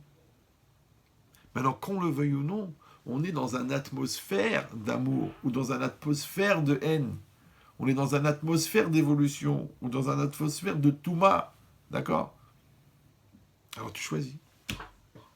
C'est pour ça que quand c'est marqué que, vous savez, tout le monde sait que quand Hachem il a envoyé les anges pour détruire Sdom, ouais, Sdom va à Mora, donc il y avait Lot et il y avait la femme de Lot, parce qu'on ne parle pas de sa femme, on parle toujours de la femme de Lot. C'est plus facile de parler de la femme de Lot que de parler de la sienne, d'accord? Mais qu'est-ce qu'il a dit l'ange? Il a dit surtout ne vous retournez pas. Et qu'est-ce qu'elle a fait la femme de Lot? Elle s'est retournée, d'accord? Et qu'est-ce qui est marqué là-bas? Vatabet ishto me'achorav, elle a regardé sa femme en arrière. Vatei nitzav melach, elle est devenue une statue de pierre, de sel. C'est très connu, d'accord? Je pose la question à tous les gens qui utilisent leur cerveau de manière régulière. Pourquoi elle est devenue une statue de sel? Pourquoi elle n'est pas devenue une statue de sucre? Ou une statue de chocolat? Vous allez dire, c'est marqué dans le texte. Mais je pose la question, pourquoi du sel? Alors écoutez bien ce que je vais vous dire. À Sdom, c'est ce qui s'est passé. Le feu du ciel, il est descendu, et le soufre, il est descendu. Et vous savez ce qui fait le soufre et le feu? Ouais. Il détruit la matière vivante. Comment? En enlevant l'eau. Maintenant, comme on est fait à plus de 70% d'eau, quand vous enlevez l'eau d'un être vivant, vous savez ce qu'il devient? Des sels minéraux. Il y en a qui disent, ouais, que, en fait, la mer morte, c'est les résiduels du sel de tous les corps des personnes qui étaient là-bas à l'époque. C'est-à-dire qu'en fait, tous les gens qui étaient à Sdom, ils sont devenus en sel. C'est grave, non? Vous suivez ou non? Ils sont devenus en sel. Ok. S'ils sont devenus en sel, elle, qu'est-ce qu'elle a fait? Elle a regardé là-bas. Donc là où elle était, les gens ne devenaient pas en sel. Mais là-bas, ils devenaient en sel. En regardant, qu'est-ce qu'elle a fait? Elle a adhéré. En adhérant, hop, c'est rentrer chez elle. Vous me suivez ou non? Ça veut dire que quand tu regardes quelque chose, pourquoi la Torah, elle ne veut pas qu'on regarde certaines choses? C'est vrai, la Torah, elle te dit, ne regarde pas le décolleté de la voisine, ne regarde pas des vidéos qui sont ni pour nous, ni pour vous, ne regarde pas la maison de l'autre, ne regarde pas la femme de l'autre, ne regarde pas la voiture de l'autre. Mais pourquoi? C'est en tout bien, tout honneur. J'ai envie de fantasmer, j'ai envie de... Parce que ce que tu regardes, ouais, le regard, c'est le lien avec la neshama. D'accord? Donc, ce que tu regardes avec attention, parce qu'il y a une différence entre voir et regarder. Vous le savez ou non? Par exemple, dans la Torah, c'est marqué Velo taturu achari levavchem v'achari enechem. D'accord? Bon. On a achari enechem, après vos yeux. D'accord? Il n'y a pas un interdit de regarder, de voir une femme. Mais il y a un interdit de regarder une femme. Je ne sais pas si vous me suivez. Mais un homme, il sait très bien comment il regarde sa cousine et comment il regarde sa copine. Une femme, elle sent qu'on la regarde avec des yeux bizarres. Ouais. Tu dis, ouais, t'es parano, tu vois le mal partout. Ça, c'est un phénomène. Pour moi, aujourd'hui, hein, j'ai 59 ans, j'ai pas mal réfléchi dans ma vie. J'ai posé cette question à des psychologues, j'ai posé cette question à des physiciens, j'ai posé cette question à des professeurs de neurosciences. Ils ne m'ont pas répondu. Pourquoi? Toi, tu es dans un stade de foot, il y a 80 000 personnes, ouais, et tout le monde regarde le foot. Mais toi, tu sens que quelqu'un te regarde. Vous me suivez ou non? Et tu regardes, et à la fin, tu croises le regard de la personne qui te regarde. Je pose la question, comment tu savais qu'on te regardait? Tu dis, j'ai senti. Comme une femme, elle sent qu'on la regarde. À certains endroits, d'ailleurs. Ouais, d'ailleurs, elle va tomber tellement, ça s'appelle un regard appuyé. Et elle est gênée. Pourquoi elle sent? Toi, pourquoi tu sens qu'on te regarde? Pire encore, pourquoi tu as besoin qu'on te regarde? Pourquoi tu as besoin de sentir qu'on te regarde? Ça s'appelle m'as-tu vu? Ouais, c'est un phénomène très connu en psychologie qui s'appelle choufani. Chauffe-eau. Ouais, regarde-moi. Mais c'est quoi l'idée? Ici, vous voyez un chidouche incroyable. C'est que les yeux ne servent pas seulement à voir. Les yeux, ils servent à rentrer en contact avec. Par exemple, je t'explique un truc, tu ne comprends pas. Alors je te dis, tu sais quoi? On va changer d'angle de vue. Tu dis, mais attends, il n'y a rien à voir, c'est un concept. Comment tu peux voir un concept? Donc ça s'appelle les yeux du cerveau, les yeux de l'esprit. D'accord? Donc ça veut dire que toi, tes yeux, ils vont faire que tes yeux de l'esprit, ils vont faire que tu adhères à une idée que tu as réussi à conceptualiser dans ta tête, selon un certain angle de vue. Pourtant, il n'y a rien à voir, c'est un concept. Vous me suivez? Oui, non? De la même manière, quand tu regardes quelque chose, tu adhères à la chose. Donc quand tu regardes des tzadikim, tu t'imprègnes. Quand tu regardes le côté Lama Aravi, vous savez que c'est une mitzvah. Ceux qui peuvent, moi j'avais un copain, un Rav qui habitait à Yerushalayim, dans la Rova, là-bas, le quartier au-dessus de... Ouais. Et ben les grands rabbanim, ils montaient chez lui parce que de sa terrasse, on voyait derrière le kotel. D'accord? Et il y en a qui disent que quand ils ont tout détruit à l'époque, ouais, les Romains et tout ça, pour construire ensuite pour construire la mosquée, ils ont gardé le parterre. C'est-à-dire que les parterres, ouais, de l'esplanade du temple, en vérité, c'est resté les mêmes pierres. Et il y en a, qu'est-ce qu'ils font? Des rabbanim, hein, Rav Ovadia Yosef et tout ça. Ils vont faire la mitzvah de l'Oulav à Sukkot, de sa terrasse à lui, parce que le Raived, c'est un très grand tzaddik, il disait que quand tu regardes les pierres de l'esplanade, ça augmente la Hirat Shamayim. La crainte du ciel. Tu dis, mais attends, c'est juste des pierres. Oui. Ben, si tu es une pierre, c'est sûr que c'est pour toi, c'est une pierre. Mais si tu es une personne, si tu es une sensibilité, si tu es une neshama, c'est pas des pierres. C'est pas des pierres. Ouais. C'est de la Hirat Shamayim. C'est comme le kotel. C'est le kotel. Vous savez que le seul endroit au monde, ça n'existe pas, hein, sur la muraille de Chine, sur les pyramides d'Égypte, sur les pyramides Inca, sur les chutes du Niagara, tous ces endroits-là, il n'y a pas un syndrome. Le seul endroit au monde où il y a un syndrome de l'endroit, c'est Jérusalem. À l'hôpital Hadassah, en Israël, il y a des gens qui sont soignés pour le syndrome de Jérusalem. C'est-à-dire qu'ils arrivent au kotel, des juifs, des non-juifs, Ils regardent le Kotel, ils pètent un câble. Ils se mettent à voir des anges, ils se prennent pour le prophète Jérémie. Ils sont soignés pour ça. Tu dis, mais attendez, mais c'est quand même bizarre. Écoute, ce mur-là, toi, tu crois que c'est des pierres cumulées, toi? Mais t'es fou, toi. C'est de la spiritualité à l'état pur. Donc les gens, ils reçoivent un souffle, ils reçoivent un shefa, ouais, ils reçoivent une puissance de Kedusha. Il y en a qui supportent, il y en a qui n'ont pas les fusibles. Ils sautent. Quand ils sautent, syndrome de Jérusalem. Le mec, qu'est-ce qu'il a fait? Il en a mangé? Il en a bu? Non, il a regardé, c'est tout. Donc ça veut dire que tu vois que les yeux, ils adhèrent. Les yeux, ils absorbent. Ouais. Donc qu'est-ce que ça veut dire quoi? Et les yeux, on a dit que c'est le lien avec la pensée. Donc, quand la femme de Lot, elle a regardé là-bas, ouais, elle s'est reliée par la pensée là-bas. Et comme la pensée, c'est le sommet de la personne, et que c'est par la pensée qui passe les volontés, c'est par la pensée qui passe la douleur, c'est même par la pensée qui passe la maladie. Vous savez que la maladie la plus répandue est celle qui est à l'origine des 3/4 des maladies, c'est ce qu'on s'appelle en anglais le PDT. Vous avez entendu parler de ça, non? C'est connu. Hein? Le PDT. Le PDT, c'est PDT en français, c'est la pomme de terre. Non, c'est la perte de temps. Non, c'est la prise de tête. La prise de tête, c'est la plus grave maladie. On dit en français, tu te prends la tête. D'accord. Vous croyez qu'un cancer, ouais, il ne va pas avoir pour origine, ou alors pour effet de propagation, le fait que tu t'angoisses? Ouais. Tu crois que les gens qui ont des maladies de peau, ou qui perdent les cheveux, ou qui ont des maladies de Crohn, ou des maladies d'estomac, c'est pas lié au fait qu'ils sont bileux, qu'ils sont angoissés, et qu'ils n'ont pas confiance? Tu crois, toi? Mais ça démarre dans la tête.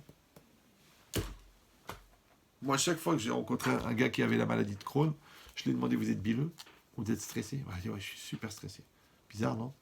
Moi, j'ai eu la chance de ne pas faire d'études de médecine, donc je ne suis pas bloqué par mon ignorance, ni par ma connaissance, d'ailleurs. Ouais. Donc, ça veut dire quoi? Ça veut dire que ça démarre de la tête.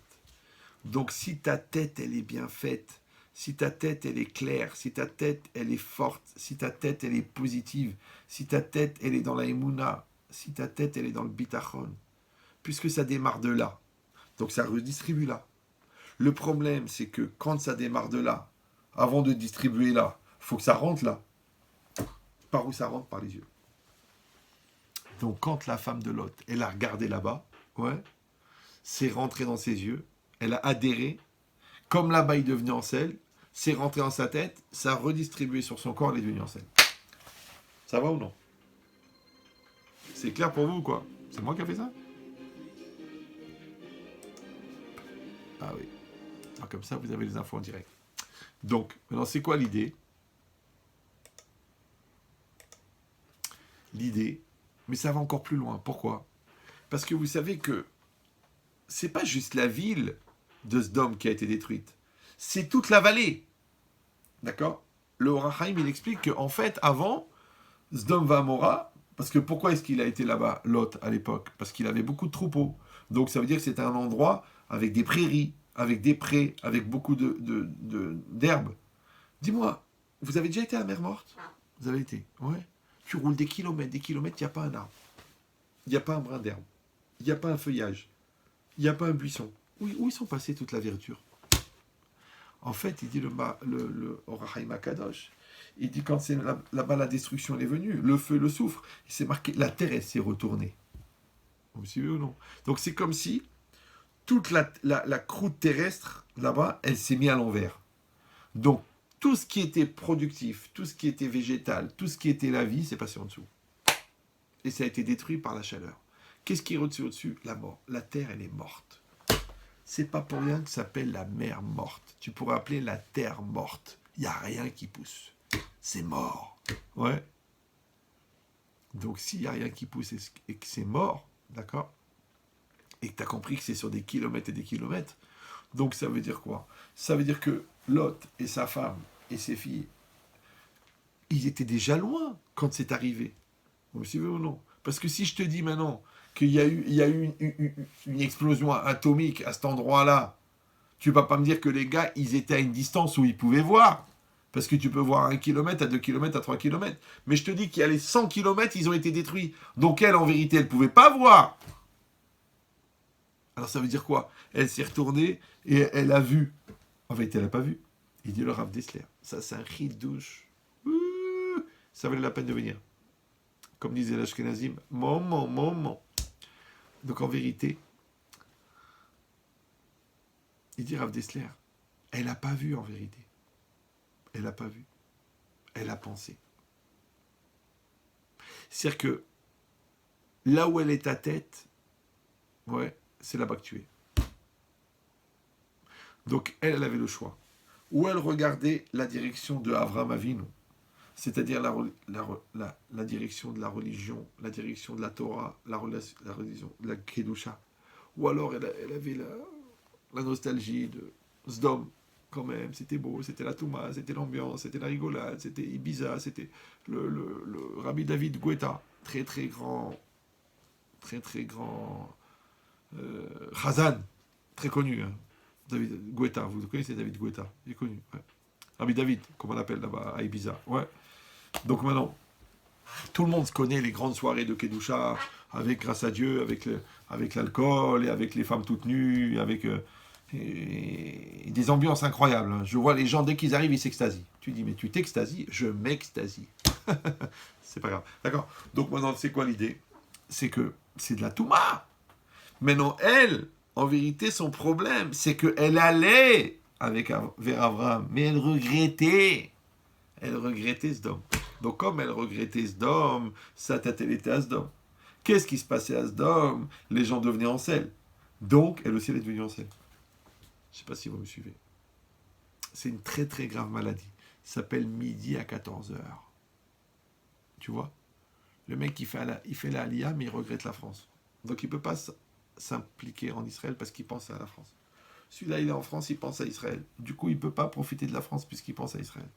Celui-là, il travaille, mais il regrette les études. Celui-là, il fait des études, il regrette le travail. Celui-là, il est marié avec elle, il regrette son ex. D'accord? Parce qu'il pense toujours à l'ex. En fait, elle s'appelait Alexandra. D'accord? Donc, il pense à l'ex. Comme il pense à l'ex, il ne peut pas s'impliquer avec sa femme puisqu'il pense à l'ex. Vous suivez ou non? Ça s'appelle midi à 14h. Toi, tu es là, mais ta tête, elle n'est pas là. On dit en français, j'avais ma tête ailleurs. J'avais mon cœur ailleurs. J'avais la tête ailleurs. C'est un phénomène qui a démarré avec Louis XVI. D'accord? Donc, si toi, tu es là, ta tête, elle est là. D'accord? On va couper court à la discussion, comme dit mon Moël. Mais c'est ça l'idée. C'est de dire maintenant, toi, tu es là. Maintenant, tu es dans ta maison. Ta pensée, elle est dans ta maison. Ta tête, elle est dans ton corps. Ouais, ta tête, elle est dans ta cuisine. Ta tête, elle est dans ton couple. C'est bon, tu es là. Mais si tu dis non, tu sais, mon cœur, il est en Israël, mon corps, il est à Paris, mes pensées, elles sont en Turquie, ma nostalgie, elle est au Maroc, mon langage, il est en Angleterre. Tu dis, mais t'es dispersé comme gars, toi. T'es déchiré, t'es partout et t'es nulle part. Il faut faire le contraire. Il faut récouse, ouais, il faut concentration, recentrer. Vivre ce que tu vis en étant conscient que tu le vis, avec la volonté de le vivre là où tu le vis. Il faut tout ramener ensemble. Ouais. Il dit, sinon, sache que tu vas subir l'influence. Maintenant, ce chidouche ici, c'est que c'est pas seulement que tu subis l'influence de l'endroit où tu te trouves, c'est aussi que tu subis l'influence de l'endroit où tu voudrais te trouver. Vous me suivez ou non?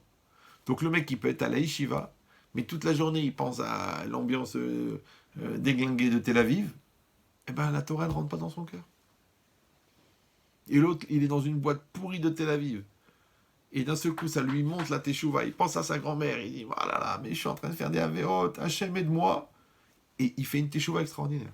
Dans la boîte la plus pourrie de Tel Aviv, le mec, il s'est retrouvé à Yerushalayim à étudier dans une grande yeshiva. Ouais. Et l'autre, dans la yeshiva, il avait des mauvaises pensées. La tête pourrie, il s'est retrouvé jeté là-bas en train de fumer ou d'essayer de se fixer une ligne auquel il aspire sous prétexte qu'elle est blanche. D'accord? Donc, qu'est-ce que ça veut dire? Regardez ce qu'il dit le Ramban. sur ce qu'on avait dit qu'il était interdit de regarder les tentes, d'accord, des Réchaïm, des gens qui s'étaient impliqués avec Korach. Il dit qui areot be'avir adavar. Écoutez bien. Le fait de voir l'espace de la chose, ou bechol achalaim anidbakim, et de toutes les maladies qui vont coller. Encore une fois, à cette époque-là, on ne sait pas ce que ça veut dire, des maladies qui se collent. En vérité, c'est quoi? C'est les bactéries. D'accord? C'est que si tu rentres dans une maison où il y a la peste, si tu rentres dans une maison où il y a la grippe, tu rentres dans une maison où il y a le Covid, tu peux attraper. Mais tu n'as rien fait, tu n'as touché personne. Mais tu as respiré. Oui, tu as aspiré. Hop, hop, les microparticules. Maintenant, ces microparticules, il appelle ça achalaim anidbakim. Ouais, les maladies qui se collent. Mais od veyad bikem, il va se coller à lui. Donc ça veut dire que c'est une réalité physique. Maintenant, comme il y a puisque la réalité physique, elle n'existe que pour illustrer la réalité psychologique et pour illustrer la réalité spirituelle, d'accord? Donc il n'y a pas de différence. C'est-à-dire qu'à la limite, il faudrait faire par exemple, des lois de distanciation avec l'Ikhmar, avec les brels. Ouais, il faudrait mettre un masque pour ne pas partager l'air de gens méchants, de gens négatifs. Parce que tu as peur du Covid, mais tu n'as pas peur de quelqu'un qui te détruit moralement. Tu as peur du Covid, mais tu n'as pas peur de quelqu'un qui te rend des idées pourries dans la tête. Ouais, tu as peur du Covid, mais tu n'as pas peur d'écouter du Lashon Hara qui va te détruire la Neshama. T'as pas peur. Ouais. Mais quelle différence? Peut-être que le Covid, il est moins dangereux que la Lashon Hara. Parce qu'il y a 3 personnes qui meurent dans la Lashon Hara. Celui qui parle, celui qui écoute et celui dont on parle. Tu peux tuer quelqu'un à distance en parlant. Il dit, donc il a dit, il ne faut pas regarder ces endroits-là là, qui contiennent la Touma. Vechen amachashava baem. Et même la pensée que tu peux avoir pour ces endroits-là, ça fait le même effet. Velachen, isager a isha metzora. Il dit, c'est pour ça que celui qui est metzora à l'époque de la Torah, ouais, quelqu'un qui faisait la shonara, il devenait lépreux. Eh ben, on l'appelle, c'est une forme de lèpre. Elle n'existe plus cette lèpre, mais c'était une forme de lèpre. D'accord? Eh ben, il fallait enfermer la personne. On ne peut pas se balader dans le camp. Pourquoi? Pendant 1 mois, 1 semaine et 1 mois, elle devait rester enfermée. Pourquoi? Pas seulement pour elle, elle va faire un examen de conscience, elle va dire, ouais, pourquoi ça m'arrive, qu'est-ce que j'ai fait et tout ça. C'est aussi pour pas que les autres le voient. Pour pas que les autres s'imprègnent. Il dit, Velachen, Aïta Ishto Shel Hot Nativ Melach. Il dit, le Ramban, c'est pour ça que la femme de Lot est devenue une statue de sel. Qui ba'a amaka bemarchavata. Parce que le coup qui est tombé sur Édom, il est rentré dans sa pensée. D'accord? Kacher Ra'ata Gofrid Vamelach. Lorsqu'elle a vu le soufre et le sel, à Yored Alehem qui descendait du ciel, Minashamaim, Vedaf Kaba, et elle s'est collée à cela, c'est rentré chez elle. On a déjà expliqué plusieurs fois. Il dit c'est rentré dans sa Mahashava. D'accord? C'est quoi la Mahashava? On traduit en général la pensée. D'accord? Mais j'ai expliqué déjà des dizaines de fois, mais comme il y a des nouveaux, je me permets de répéter. Et au pire, ça permettra de faire comprendre à ceux qui croient qu'ils ont déjà compris. Pourquoi le mot Mahashava? Il vient du verbe larchov, qui veut dire penser, mais il vient aussi du mot chashuv, qui veut dire important. Donc en réalité, Mahashava, ça veut dire le penser, mais Mahashava, ça veut dire aussi marchiv. Marchiv, ça veut dire quoi en hébreu? Rendre important. Ouais, en français. Ce qu'on appelle, en français, considérer. D'accord. Maintenant, quand tu considères quelque chose, tu vas t'en imprégner beaucoup plus qu'une chose que tu ne considères pas. Un petit peu, non? Comment on dit en français? J'ai pas pris à cœur. Ouais, j'ai pris à carreau. D'accord. Donc quand tu prends à cœur, la chose, elle rentre dans ton cœur. Donc quand tu prends à cœur la Torah, elle rentre dans ton cœur. Mais quand tu prends à cœur les remarques que l'autre te fait, ça rentre dans ton cœur. Ouais. Quand tu prends à cœur les paroles d'un idiot, ça rentre dans ton cœur. Quand tu prends à cœur les paroles d'un méchant, ça rentre dans ton cœur. Quand tu prends à cœur les paroles d'un néo-nazi, d'accord? Même si tu as l'impression que c'est Dieu qui l'a donné, ce qu'on appelle un Dieu donné, d'accord? Bah, ça rentre dans ton cœur. Maintenant, lui, il est fort parce qu'il le fait par la rigolade. C'est-à-dire, s'il le disait avec le vrai langage de la haine, les gens diraient, ah, c'est assourd, c'est interdit, c'est de l'antisémitisme, c'est du racisme. Mais quand il le fait sur la rigolade, les gens ils disent, bon, on a le droit de rigoler quand même. Alors après, il y a un gros débat, est-ce qu'on peut rigoler de tout, pas rigoler de tout? Mais est-ce qu'on fait une chanson sur la Shoah? Oui. C'est qu'il n'y a plus de limite. Donc c'est quoi l'idée en fait? C'est que si tu parles de la haine, c'est interdit par la loi. Mais si tu rigoles de la haine, tu peux faire du business, tu peux gagner beaucoup d'argent. Ben oui, pourquoi? Parce qu'après, quand les gens ils vont au spectacle, en vérité, c'est pour avoir le droit de haïr. Parce que si tu leur dis, ah, les sales juifs, les gens, ils vont dire, ah non, c'est honteux quand même, attends, avec tout ce qu'ils ont subi. Mais quand tu fais une chanson sur la Shoah, dans un pyjama rayé, les gens, ils vont rigoler. Ouais. En vérité, qu'est-ce qu'ils ont fait? Ils ont payé 30 € la place pour avoir le droit de haïr. C'est l'antisémitisme commercialisé. D'accord? Maintenant, encore une fois, le mec, il fait ce qu'il fait, c'est normal, il a besoin d'argent, tout le monde a le droit de s'enrichir. Ouais. Après, il y a des idiots qui payent la place pour y assister, tant pis pour eux, le droit d'être bête est aussi dans la Constitution. D'accord. Mais après, tu ne peux pas nier que des images, elles tournent dans ta tête, que les idées, elles tournent dans ta tête, que la pensée, elle tourne dans ta tête. Et après, tu trouves que tu es influencé. Tu trouves que ta pensée, elle est devenue bizarre, que ta pensée, elle est devenue pourrie. C'est comme ça qu'ils arrivent à engager les gens, c'est comme ça qu'ils arrivent à les entraîner à de l'extrémisme, ou à de la violence, ou à de la destruction. Mais parce que doucement, doucement, les idées, elles rentrent dans la tête. Donc ça veut dire que c'est pour ça que c'est une mitzvah de réfléchir avant de faire rentrer quelque chose dans ta tête. Ouais. De bien avoir un espèce de comment ça s'appelle dans les aéroports, de porte de contrôle, de sas de contrôle. Attention, une idée qui rentre dans ta tête. Ouais. Même moi, je vous dis la vérité. Hein. Même moi, quand des fois j'écoutais des discours de Torah, mais qui étaient trop négatifs, j'écoutais pas. Ça m'intéressait pas. Ah, tu me dis, mais c'est écrit dans la Torah. Non, non, non, non. C'est toi qui te sers de la Torah pour casser le moral des gens. C'est toi qui te sers de la Torah pour passer ta haine de la vie. Non, moi je vais écouter un discours positif. Je vais écouter un discours constructif. Je vais écouter un discours d'amour. Les discours méchants et les discours faux, c'est pareil en vérité. Pourquoi? Parce que le vrai, c'est ce qui amène le bien. Et le faux, c'est ce qui amène le mal. Donc le vrai qui amène le mal, c'est du faux. Ça va? Alors si déjà dans la Torah, tu dois faire attention à ce qui rentre dans tes oreilles, ouais, alors à plus forte raison dans la rue, à plus forte raison à la radio, à plus forte raison à la télé. Vous vous rendez compte? Toujours je donne cet exemple, parce qu'il est violent. J'avais lu une fois un article, ou un livre, je ne sais plus, il disait là-bas, c'était le patron d'une grande chaîne de télévision française. Elle s'engageait envers les annonceurs, Coca-Cola et tout ça, à créer, attention, des programmes qui rendent les cerveaux des téléspectateurs disponibles à recevoir le message de la publicité. Alors je traduis. La publicité, elle va avoir un impact. L'impact, il dépend du choc. Le choc, il vient de la différence. D'accord? Le contraste, ça s'appelle en français. D'accord? C'est-à-dire, pourquoi tu vois les lettres sur le papier? Parce que les lettres, elles sont en noir et le papier, il est blanc. Ça s'appelle noir sur blanc. Ça s'appelle un contraste. Ça va?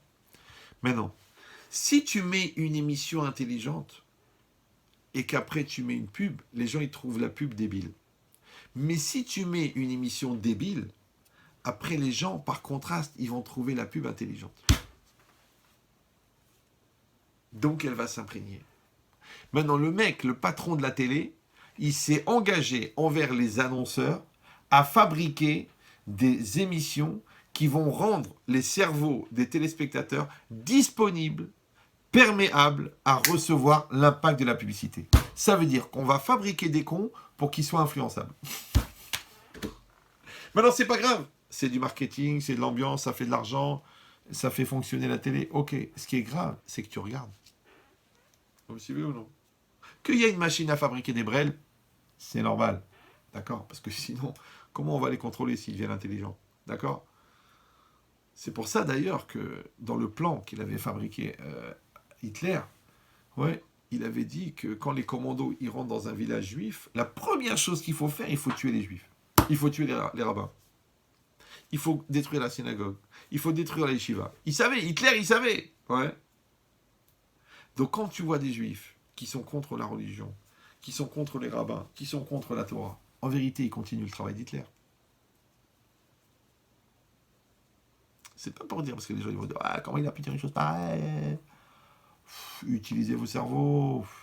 Faut faire la nuance. Bah faites-la la nuance. Moi j'ai été un peu direct, bah faites la nuance. Parce que là ça fait 1h25. Et il me reste 4 minutes avant de finir le cours. Mais d'arriver à comprendre que, qu'on le veuille ou non, d'accord, on fait partie d'une ambiance.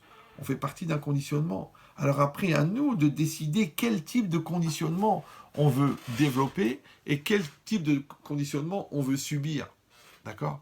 Donc quand on va dire, par exemple, quelqu'un, il va mettre un esprit de Torah dans sa maison, c'est son choix. D'accord? Quand quelqu'un, il va mettre un esprit de pudeur dans sa maison, c'est son choix. Quand quelqu'un, il va mettre un esprit de violence dans sa maison. Ouais, j'avais aussi écouté une émission comme ça. Un gars, il disait, oui, vous savez, pourquoi on fait des films violents? D'accord? On fait des films d'action, des films violents, de plus en plus violents. C'est-à-dire qu'il y a 40 ans, quand tu tirais sur un mec qui avait même pas de sang sur lui, maintenant on voit la cervelle qui vole dans les films, d'accord? Donc, il dit, ouais, c'est pour démystifier la violence. Mais ils ont quand même vérifié, les sociologues, qu'il y a 40% de plus de violence dans les pays où il y a des films violents. Ça veut dire quoi? Ça veut dire que la violence, elle amène la violence. D'accord? Tu dis non, mais c'est pour défouler les gens. C'est comme ils voient la violence à la télé, alors ils vont pas la faire à la maison. Ah bon, toi, tu crois, toi? Ouais. Au contraire, le mec il sait comment faire. Donc ça veut dire quoi? Ça veut dire que qu'on le veuille ou non, l'influence négative elle existe. Et on a dit que si l'influence négative elle existe, l'influence positive elle existe. Donc si on est un peu malin, ouais, qu'est-ce qu'on va faire par exemple entre nous deux? Il y aura jamais de gros mots. Il n'y aura jamais d'agression, il n'y aura jamais de méchanceté. Donc c'est ça aussi le respect dans le couple. Ça veut dire qu'on fait toujours attention de mettre un bon esprit. Même dans ma pensée, je ne dois jamais dire ma femme elle est idiote, mon mari il est nul. Même dans la pensée, parce que même la pensée, elle influe. D'accord? Elle va influer même le ton. Parce que si tu penses que ta femme elle est débile, tu vas pas te rendre compte, mais tu vas être ironique, tu vas être jeteur. Pourquoi? Parce qu'au fond, tu penses qu'elle est débile. Donc toi, tu dois penser qu'elle est magnifique, qu'elle est extraordinaire, que ton mari il est intelligent, que c'est un roi, que c'est une pureté, que c'est un tzaddik. Donc automatiquement, ce qui va imprégner ta parole, ce qui va imprégner ton acte, ça va être du positif. Donc il va recevoir du positif. C'est comme quand tu fais à manger. Vous prenez les mêmes ingrédients, de la farine, du chocolat, de l'huile, des œufs, du sucre. Vous donnez à deux femmes. Vous leur demandez aux deux de faire un gâteau. Ouais. Tu m'expliques comment ça se fait que le même gâteau, qui est fait avec la même recette, dans les mêmes ustensiles, et cuit dans le même four, un, tu le manges, il te brûle. Il fait des brûlures ici, dans l'estomac, et l'autre, il passe très bien. Tu sais pourquoi? Parce qu'il y en a une qui a triché. Elle a rajouté un ingrédient qui n'était pas sur la recette. Elle a rajouté de l'arôme. Parce qu'elle n'avait pas envie de faire ce gâteau. En plus, c'est la recette de ta mère qu'elle crève et qu'elle s'étouffe. D'accord? Donc quand elle l'a fait, elle a fait le gâteau avec l'angoisse. Après, toi, tu as pris ce gâteau d'angoisse, tu as mangé ce gâteau d'angoisse. Et ce gâteau d'angoisse, il t'a fait des aigreurs d'estomac. Ouais. Donc c'est logique. Donc si déjà le gâteau, il contient l'aroma, alors les murs, ils contiennent l'aroma. Alors ce lit-là, où on a fait toutes des choses dégueulasses, il contient la pourriture. Et cette chambre où on a fait le khala, elle contient la khala. Et cette télé qui amène la touma, elle contient la touma. C'est un choix. C'est un choix. Ouais. Nous, on n'a pas la télé. On n'a pas. Bon. Qu'est-ce que tu veux que je te dise? On n'a pas. Si tu veux être informé, en 4 minutes sur Internet, tu as toutes les informations. Ouais. Mais si tu dois gérer tout ce que l'enfant il a vu, ce qu'il ne devrait pas voir, ce qu'il ne devrait pas... Alors tu vas dire, oui, je comprends, on est en 2020, on ne peut pas vivre dans un ghetto. Ok, ok. Mais c'est le Rav de Brisk, quand il a cherché un khatan pour sa fille, il cherchait un khatan qui connaissait le Talmud, 2700 pages à 16 ans. À 14 ans. Voilà. On lui a présenté quelqu'un, il a interrogé, il a vu qu'il connaissait. Mais après, quand il a fait une enquête, il a vu qu'il avait 16 ans, il a refusé. Je ne sais pas si vous me suivez. Ça veut dire que des enfants de 16 ans qui connaissaient le Talmud, il y en avait des milliers. Mais des enfants de 16 ans, de 14 ans, il n'y en avait pas beaucoup. Maintenant, tu en connais, toi, des enfants de 16 ans qui connaissent le Talmud? tu peux les compter sur les doigts de la main d'un manchot, qui lui-même n'a pas beaucoup de doigts. Ouais. Donc ça veut dire quoi? Ça veut dire qu'en vérité, ne regarde pas seulement que la télé, que le cinéma, regarde ce que tu as perdu. Tu as perdu dans l'étude de la Torah, tu as perdu dans l'investissement, dans la compréhension, tu as perdu dans la pureté de l'esprit, tu as perdu dans la pureté du langage. Tout ce que tu as perdu par rapport à ce que tu as gagné, ouais, que tu peux regarder un bon film, ouais. Regarde ce que tu as gagné, regarde ce que tu as perdu. Et ça fait partie de l'influence. Pourquoi? Parce qu'ils ont dit que l'image a 1000 fois plus d'influence que la parole. Maintenant, pourquoi dans la Torah, il n'y a pas d'image? Le Sefer Torah, il n'y a pas des dessins. La Gemara, il n'y a pas de dessin pratiquement. Ouais. Le Midrash, il n'y a pas de dessin. Tu sais pourquoi? Parce que quand tu lis un texte, ouais, ton imagination, elle est libre de fabriquer l'image. Mais quand on impose une image, c'est très très difficile d'imaginer une autre image, puisque tu as une image imposée. C'est comme des fois, je fais un cours, et je dis, ouais, le Midrash, il dit que la mer, elle s'est ouverte en 12. Alors, il y a une femme qui dit, excusez-moi, monsieur le rabbin, j'ai vu dans le film, il s'est ouvert en 1. Je ne peux pas lui dire que ce n'est pas un documentaire d'époque. Je ne peux pas lui dire que le Rav Cécile B2000, ouais, il n'a pas fait la yeshiva. Je ne peux pas lui dire que Charlton Heston, Moshe Rabbeinu, n'était pas juif. Il n'a même pas une kippa dans le film. Vous avez vu ou non? Enfin, je ne sais pas si c'était Charlton Heston, je ne me rappelle plus. Ouais. Mais, bon, c'est confirmé par notre cinéphile. D'accord? Donc ça veut dire quoi? Ça veut dire que, en fait, on choisit l'influence dans laquelle on va vivre. On choisit l'esprit dans lequel elle va être notre maison. On choisit l'esprit dans lequel il va être notre couple. On choisit l'esprit dans lequel on va concevoir les enfants. Et c'est ça qui va les influencer. Ça veut dire que l'éducation des enfants, c'est après la naissance. Mais on peut déjà influencer sur l'inné de l'enfant. Et l'inné de l'enfant, c'est ce qu'il va avoir avant la naissance. Et ce qu'il a avant la naissance, c'est ce qu'on a dans notre semence. Et notre semence, elle est faite de notre pensée. Et notre pensée, elle est faite de ce qui est important pour nous. Donc si ce qui est important pour toi, c'est des bêtises, fais attention parce que ça s'inscrit dans ta semence. Et si ce qui est important pour toi, c'est ce qui est pur et ce qui est fondamental, ça s'inscrit dans ta semence. Donc déjà, tu peux gagner une force d'influence extraordinaire au niveau de l'enfant. Maintenant, de la même manière que ta semence, elle contient ta personnalité, ta parole, elle contient ta personnalité. Donc tu peux créer par la parole. De la même manière, tes actes, ils représentent la semence. Parce que quand c'est marqué que Vénoir Ish Tzadik, ouais, qu'est-ce qui est marqué là-bas? Rachid dit Ikar toldotehem shel tzadikim ba'asim tovim. Ça veut dire que les principaux descendants des tzadikim, ce sont leurs actes, leurs bons actes. C'est qu'en vérité, ce que tu projettes, ce que tu crées dans ta vie, c'est des actes. D'accord, les gens y croient, on a fait de l'argent, on a fait des maisons, on a fait des immeubles, on a fait des enfants, tout ça c'était prévu. La seule chose qui n'est pas prévue, c'est est-ce que tu vas faire des bonnes actions ou des mauvaises actions. Maintenant, en créant une bonne action, tu crées aussi une influence positive dans le monde. Quand tu crées une mauvaise action, tu crées une influence négative dans le monde. C'est pour ça qu'une bonne action s'appelle une mitzvah. Et ça fait un kiddush Hashem, ça fait une sanctification du nom de Dieu. Alors qu'une mauvaise action s'appelle une avera, une faute, et ça crée un chilul Hashem. Maintenant, tu dis, mais quel rapport entre mon petit acte à moi, individuel, tout petit dans l'univers cosmique infini, et la profanation du nom de Dieu? Eh bien, tu viens de découvrir, Baruch Haba Bekum, ouais, que toi, tu as été créé à l'image de Dieu, et que ton acte, il est important pour Dieu, et que Dieu, il veut que le monde, justement, il soit influencé par tes actes.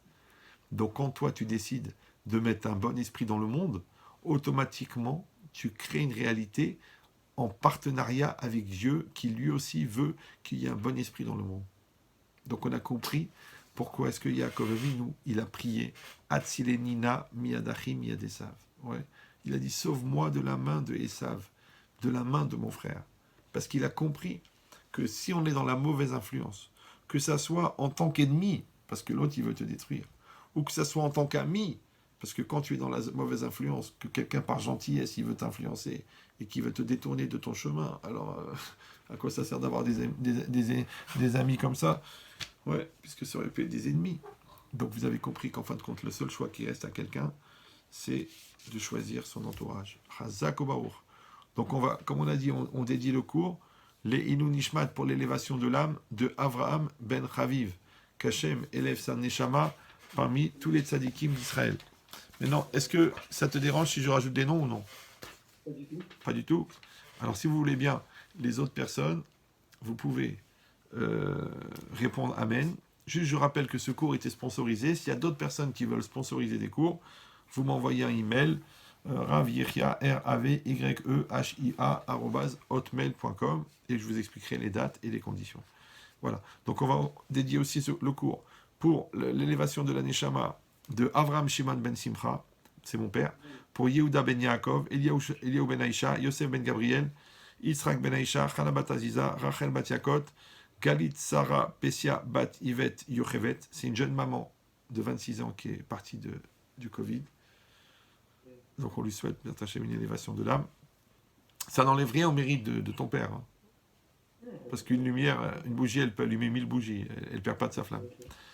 Après, pour Rav Israël Yitzhak ben Miriam Ochana, pour Jacques Yitzhak Elbaz, pour Aaron Zenouda ben Yehoshua, Meir ben Rina Dilouya, Aïcha Batros, Michel Esther ben Mana, Yaakov ben Esther Torjman, Baruch ben Moshe Pinto, Émilie Batrana, Shimon ben Hanania, chez qui j'étais à l'enterrement tout à l'heure, Avram ben Nejma, Bernard ben Maurice Weissman, Joël Yochevet Sultana bat Mazaltov, David Israël Rudovitz, Woody Shmuel ben Ilan, Victor Yoshua Ohayon ben Chassiba, Yosef ben Fibi, Chaim Chai ben Léa, Rav Avram Serge ben Johara, Rivka bat Tamar, Roger Yaakov ben Nuna Léoni, Shimon ben Esther Marciano, Yehuda ben Yaakov Ayash, Yosef ben Gabriel, Rav Mesot Ramou de Paris, Rav Benayoud Saadia de Marseille, Rav André Teboul de Betrana, Rav Chaim Zvi ben Yehuda Rosenberg de Paris, Rav Yosef Chaim ben Emma Citruc, Denise bat Paula Pessah Brocha. Qu'Hachem élève leur Neshamot